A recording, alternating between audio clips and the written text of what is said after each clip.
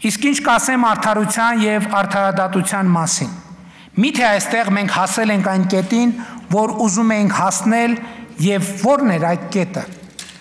Իսկ մեր երազանքի կետն այն էր եւ շարունակում է մնալ այն, որ Հայաստանի Հանրապետությունում արդարադատությունը նշանակի արդարություն ու պետք է խոստովանել, որ չենք հասել այս կետին։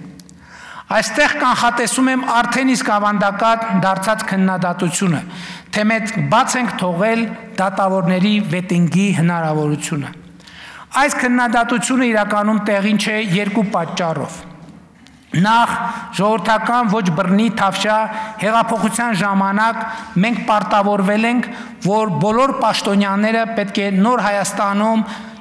դրսևորվելու, իրենց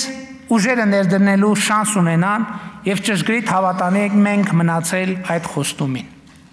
Եվ հետո Հայաստանում այսօր գործող դատավորների կազմը մոտավորապես 60%-ով նշանակվել է 2018 թվականից հետո։ Նաև չմոռանանք, որ մենք բառից բուն իմաստով 0-ից նոր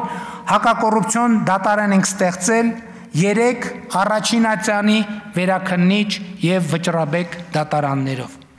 Բայց ինչքան էլ դժվար լինի խոստովանել, հակակոռուպցիոն դատարանի հանրային ընկալումները հաճախ չեն տարբերվում մեր մնացած դատարանների ընկալումներից։